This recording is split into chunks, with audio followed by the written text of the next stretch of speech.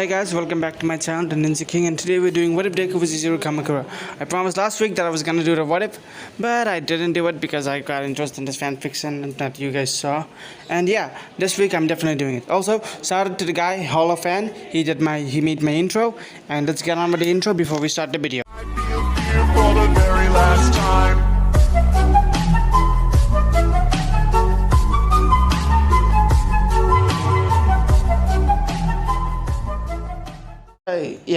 I want you guys to think of what you think of my new intro in the comments again. Thanks to Holo fan for making it. But yeah, let's not waste any more time and get on with the what if. Izuku Midoriya woke up sweat once again. He starts to stretch his body as he goes outside to train a little bit. As he does, he would once again see Lita. Midoriya feels a similar deja vu, as after the jog, he and Lita just talked for a bit. Lita would pull out a water bottle and give it to Midoriya. "That was a nice jog, Midoriya." Midoriya would sign, "Thank you, Lita," as he drinks his water bottle as well. They both would be kind of friends at this point, even though this is not a casual deku squad. They're good friends, and yeah, they want to compliment each other about what they do. "So, any new things happening with your family?" "Not much," Lita would then say. "Anyways, we should be getting to going." Midoriya gets up before brushing himself up, before going back to his room or house. As he does, he wouldn't see that his Uraka burned. As he absorbs the food burned by Uraka, Midoriya would sigh before thinking to himself that this looks a lot like first day. As he looks to where Momo and Ryoko is, Midoriya would then go to Ryoko. "Oh, good morning, Ryoko." Ryoko would then say, "Good morning, Midoriya." They both would give a smile to each other, with Momo having a hand on her lips, but a smile on her face, finally seeing that those two are finally hooked up. And immediately, then Kaminari would look at me for saying, "Alright, you owe me $1. You owe me a few cents, Bakugo." Bakugo would look at him before he pulls out some of his money before giving it to Kaminari. "Damn brat. How the hell did you know these two would hang out?" Don't know. Seems way too close. I thought it would be with Chaco." "Why hurt?" Don't know. Feels fitting, I guess." Bakugo would then say as he walks up. Kaminari would look at the money with score. He would say, "Anyways, it's almost time for training camp, isn't it?"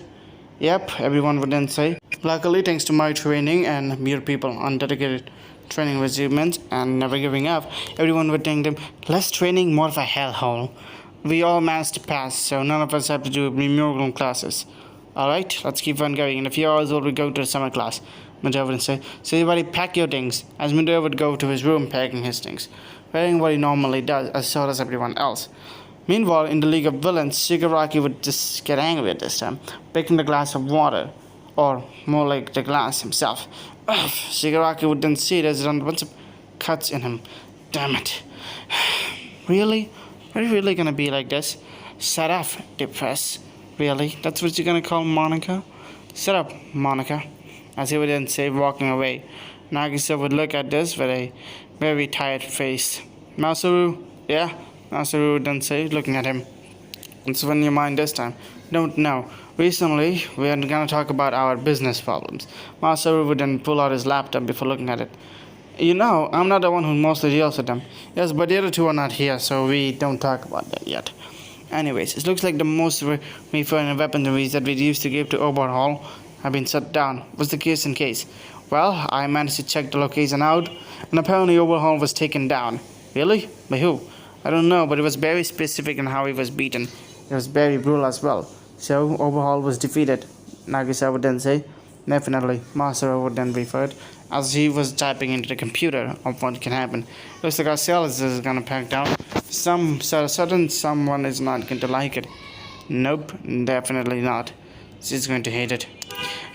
I may be used to calming her down, but you can't expect me to do it all the time," Masaru would then say. "I understand," Nagisa would then get up.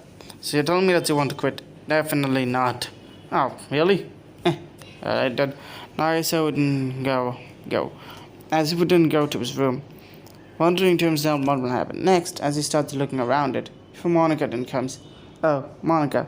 Monica would remove his mask, or the part of the mouth visor, that is. Removing it, seeing there's a scar around his face. "What? You still want to cover it up?" "I do. It's the best I got after you saved me." Nagisa remembers his past. His parents, were technic initiations. They were both quirkless, to say the least. And let's just say They were part of the people that hated quirk people nowadays. Back in the days when quirk first emerged, these were more of a common team, but after many years, it was now done. But with many generations of hatred and racism, to say the least, it got enhanced by them. So when Nagisa first discovered a quirk, his quirk was teleportation, they basically forced him to hide it. They never allowed him to show or anything. The only friend he was the neighbor's friend, Monica. Damn it, what happened to my voice for the Monica? She was the only person there that comforted him. She was always in a wheelchair, so Nagisa thought she was disabled. He had his quirk, but he did enhance his brain talents by using technology, which his parents loved. He hated the fact that he loved his technology but not his quirk. When children of his own age were doing it, when he was 5 and when people were still meant to show his quirks, he didn't fear what his parents might do to him. So he was enabled as quirkless and bullied for the rest of his life. He was bullied here and there. Monica came to protect him, but as she was wheelchair bound, or so he thought in the past, she couldn't do much after all. So he just left it there. Monica, till one day happened. Sorry about the recording problems that it is today. Apparently my cousins, all of them decided to come today, and one would have not been a problem if it wasn't for the other one. So that's why I'm having problem recording this video. Anyways, let's continue. Nagisa was in his room. This was still when he was young. He was crying before rocks were being thrown in his room window. It was not thrown with enough speed that you can break it, but he saw it was Monica. What shocked him the most was that she was standing. Monica would then say to come out, as she would then whisper, which Nagisa could hear, "Take your bags and come with me." Nagisa listened to it, as he would immediately go pulling out his bag and putting the stuffs he needed, including some food and other stuffs there as well. Immediately he would then see Nagisa telling him to throw the things, as he does.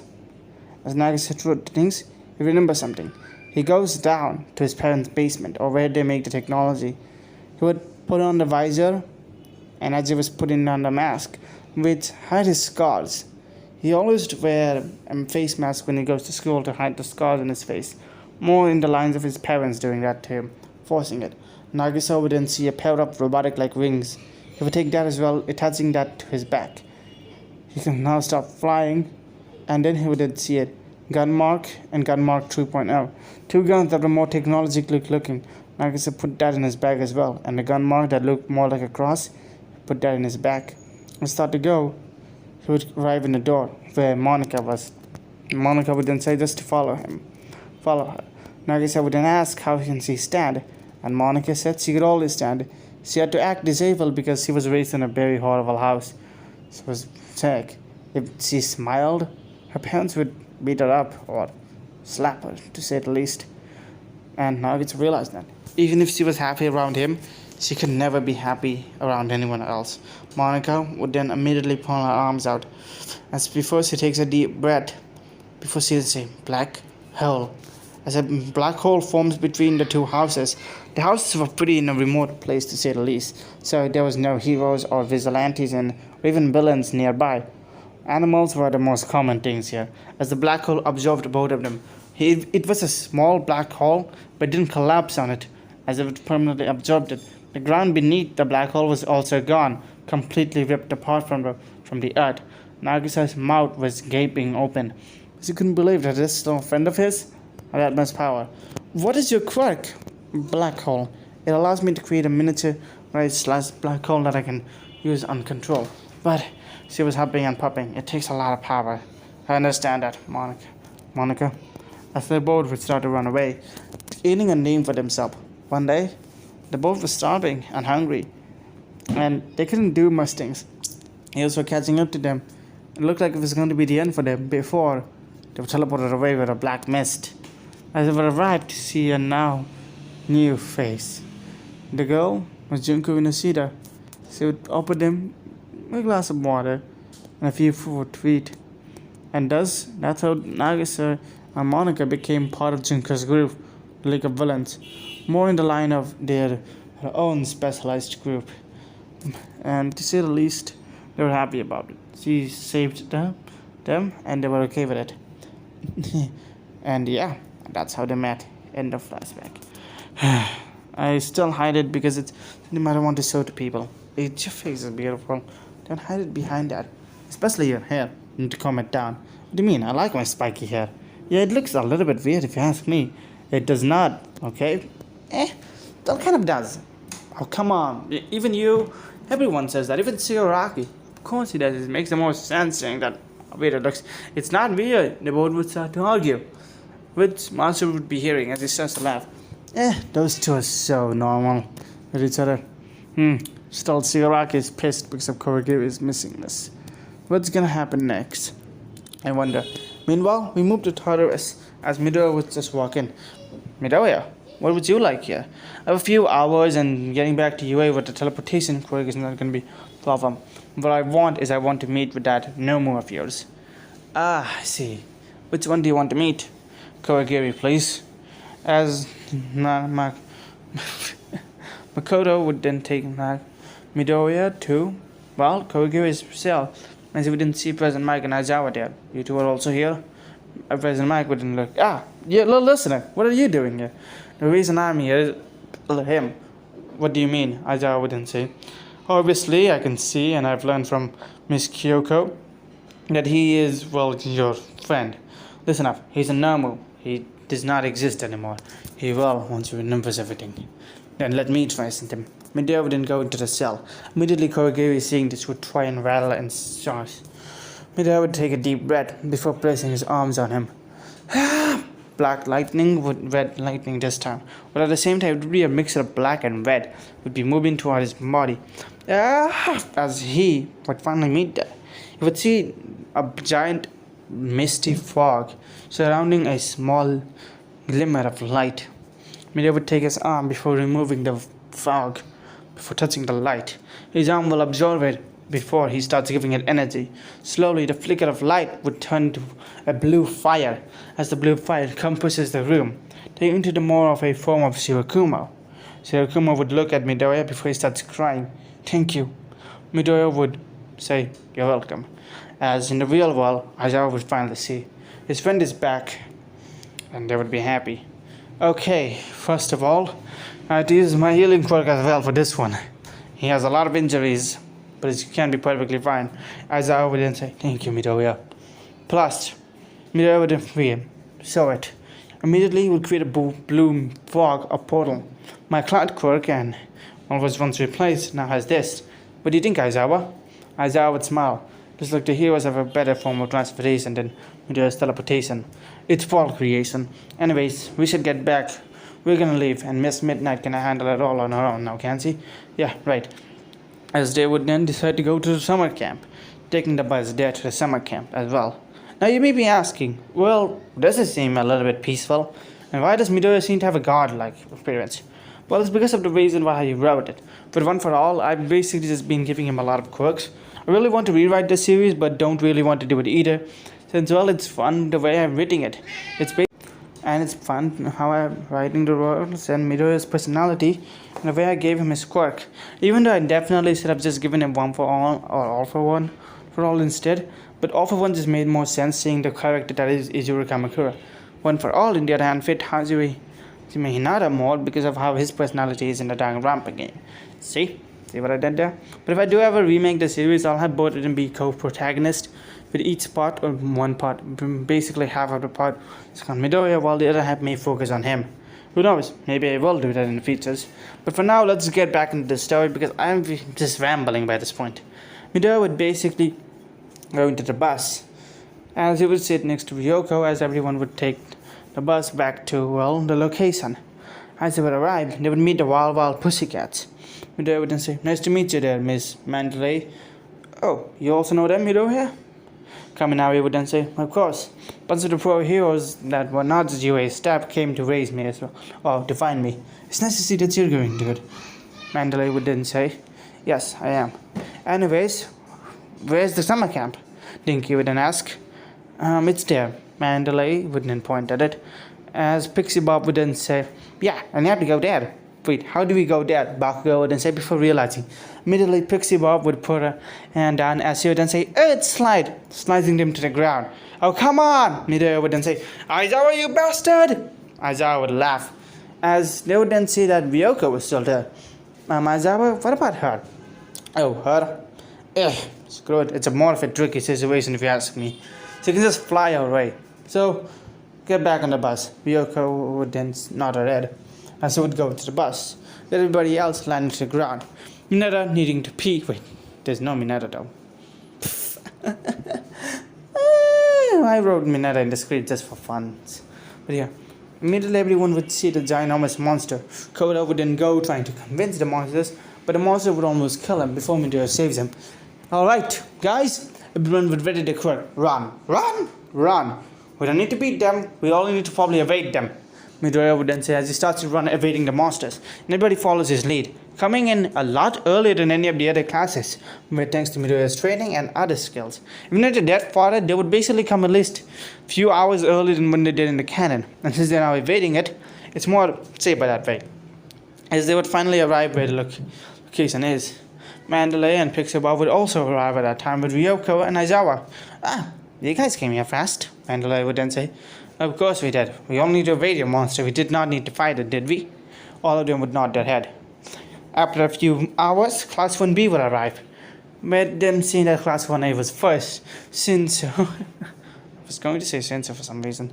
You know who, basically wanted to insult him, realizes that he cannot, since his class came second. And thus everyone now gets to eat. The whole comment about Momo and Poop would basically be there. But this time, Zero, aka Tape Guy, would get his ass whooped by Zero and Ryoko, sending him flying.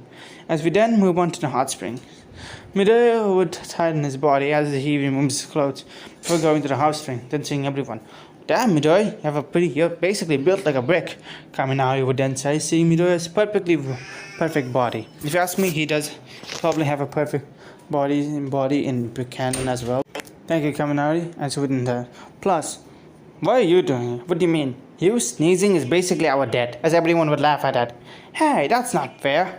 As everybody would wonder what they're gonna do. Them having a more relaxing time. No Mineta means there's no peeping for the girls' side. Hooray! We don't have that great pervert. Midoriya would basically be there, just swing to the floor no more sense. As Bakugo wouldn't look at him. "What's wrong?" "Sorry, but what's your name again?" "Izuru Kamukura." "Why asking?" "No, you see I had a friend, well, I guess you can say friend. His name was Izuku Midoriya." In the name, Midoriya would immediately get a flashback, seeing himself in an office room, as he sees a contract, where a man with mysterious looking goggles and a moustache wouldn't speak. "Are you sure you want to take this deal?" Midoriya would pull the pen as he starts writing it. "Yes, anything. Please." He seems to be desperate. Midoriya's body this time was a lot more stronger, but his hair would be a lot more messy and a lot more scraggly. The doctor would take the file before he puts it, as a smirk would come up his face. "Yes, please follow me," as Midoriya wouldn't follow, and the flashback. Are you listening to me?" Bakugo would then say. "Sorry, I zoned out for a bit. Can you repeat?" "So I had a friend named Izuku Midoriya. He disappeared during the second year of middle school, and his mother is worried sick about him. Your names kind of sounded familiar, so I wanted to know. Do you know where he is?" Midoriya wonders if he should tell him, but decides not to. If anything, he should tell the pro heroes first. After that, he should tell anyone else. Midoriya would then say no. And Bakugo sighing, realizing that, yep, it was a dead end. Kirishima would then go to Bakugo. "Hey man, what are you looking for them?" "Listen, I want to make up for my past mistakes." "Why?" "I used to bully him, but after he disappeared, people basically start to realize something." I realized it. They disappeared because of me, or was it something else? I couldn't live with the guilt if it was for me, so I decided to change after that day. No longer was I arrogant or boastful. I understand the reasons for my actions. It was me who, in the end, changed for the better. But I realized to myself that what happened to him could happen to more people, so I didn't want what happened to him to basically be repeated multiple times. So what? Kirishima would then say. "So I wanted to change. That's it." "I understand," Kirishima would then say. "Not everyone is proud of what they do in the past. Midoriya wouldn't say. But sometimes things can be changed and things are better with time. Midoriya would smile at Bakugo and Bakugo would smile at him, both giving each other a fist bump. It's gonna be a great way of friendship. Izuru, and I guess it will be Bakugo, as they both would smile, being a new more offensive. Meanwhile, the girls, they would not talk about much, except for when they asked Uraka, "So, Ryoko, what's your relationship with Miura?" "Oh, girlfriend and boyfriend." Uraka would immediately be shocked, falling down to the water face front. Mina would grab her up. "Wow, you okay?" "I'm good," Uraka would then say, having dark eyes. What's wrong?" "Oh, nothing." Uraka would then say, Zero would then whisper to Momo, "Should I? It's better if we don't. They'll find out eventually." Oh boy, how they do. Invisible girl would then say, "What are you embarrassed about, Uraka?" Nothing. Uraka would then say in a sad tone, realizing that she missed her chance. But, again, those two have been shown to be the most likely together in the first place. Even in the sports festival, she was the one that tapped him first all the time, even though she was also planning to meet him multiple times. She couldn't meet him, which made her sad, because she realized she missed the perfect chance. But hey, there's more boys in her class, and heck, there's more people in the world that she could probably meet in the future. But for now, she wonders what can happen. She's still kind of sad in a way. She doesn't know what to do, but still gets lip with it. And yeah, it's gonna be in here. Coda. Okay, so I know everything that happens with Coda happens based on Mineta, but Coda somehow leans a little bit way too hard and almost falls. He grabs this before turning, seeing the girls. The girls will look up, seeing him, and plus face, he would fall down. Seeing this, Midoriya would immediately rush and grab him. After returning him to Mandalay, Mandalay would then explain the situation with Coda, with Midoriya nodding his head. Also, the ball punch things never happened. After that, next day would arrive, with everyone coming out. Aizawa would then explain to them to throw up the ball throwing situation, as he gives it to Midoriya. "Midoriya, you're first. Go." Alright, Midoriya would swing his leg up, as he would immediately throw the ball, getting higher than what he did originally. Alright, Bakugo. One by one, everyone would get higher mark, as he wouldn't say, "Good. Looks like you have trained both your quirk and your body. Good job, Midoriya." Midoriya would nod his head. "Anyways, that this happened, we're still going to train you. Since we don't need to train your quirk, since all of you have already done that, we're going to create ultimates. Unless for Midoriya, me. Actually, no, forget that. That's Nimel's plan. This is what Nezu gave me." He would immediately give everyone a paper slate. "Quirk Awakening?" Everyone would then say, "That's correct. Quirk Awakening. We're gonna awaken your quirk. And all of yours, Midoriya. Or maybe even that one quirk of yours. One for all. Say all for one." "Alright," Midoriya would then say, "Got it." As then, everyone would start doing the quirk awakening. Bakugo would immediately make some explosions up. Uraka would try to lift gravity. For the next few days, actually, the whole day of the summers doesn't actually go pretty normal, actually, if you ask me. Now, why may that be? Well, it's simple. The League of Villains was going to attack the summer camp. As there were, someone would stop them. It would be the Doctor. What are you doing here? Nothing much. It's just that we're telling you not to attack the summer camp yet. What do you mean? Our trader already gave us the information. Why can we not attack them? No. We want to tell you that not to attack them now. We didn't say not to attack them at all. Really? When should we attack them? Master wouldn't say. Simple. The doctor wouldn't say. Isn't it a perfect time to attack them? In the provisional license exam? Shigaraki would smile. As he would then say, "Yes, it is a perfect time to attack them, isn't it?" Masaru would also. Nagisa would think it's a drag, but think to himself, it's a perfect situation for it. As he would also smile. Yes indeed. Why shouldn't we attack them during the provisional licensing exam? After all, killing a bunch of students there would be the best situation that we have, don't we? Shigaraki would also smile at this, seeing that's the best opportunity. After all, I could just teleport everyone there, and let's see what happens. Plus, our little project has also been completed almost. "Oh, him?" Shigaraki would then say. "Yes, the next 5th generation perfect Nomu is almost completed. and he will be complete about in the time when the professional exams begin. He'll smile, very mischievous grin on his face. Shigaraki will also. Now let's go back to class 1A. Class 1A has almost all of them have gotten the quirk awakening. But Araka, she now can manipulate the gravity of anything, even persons or objects, not even by touching them. She can make it a 1000 times gravity by zero gravity if she wants it to. Bakugo has learned how to explode time in a way which basically creates an explosion. He can explode anything now by not just his sweat. For example, imagine him like that one mutant from the Brotherhood, from Marble, where whatever he touches, he can basically turn into explosions. That's what Bakugo's powers have evolved into. Todoroki's ice and fire now can switch shade. But he's also gotten 2 new moves, Fire Ice and Icy Flames. Fire Ice, basically he shoots blue flames, but that now is more like ice-like. Meanwhile, for Icy Flames, it's basically more like ice that takes a more fire pattern, but it actually does burn like fire. It's like Frostbite, because Frostbite can be fiery. Or Big Skills Flames from Ultimate Big Skills from Ben 10. Yeah, I'd make that similarities. Leaders would also, everyone would basically get an upgrade. But even Invisible Girl finally being shown that she's not invisible anymore. Sorry, I have zero idea what her quirk awakening was. Hey man, I basically made this up. Yeah, anyways, it all returned without any problems, which Izuru was surprised by. He expected something to happen, as even All Might did. All Might would be brewing his tea before he drinks it, as he would then get a call by sudden someone. Hello? Dear Obama. We want to talk to you for a bit. What is it? It's about the professional license exam. I was wondering if Hazumi could take it. Yes, Hazumi can take it with class 1A if you want him to. Good.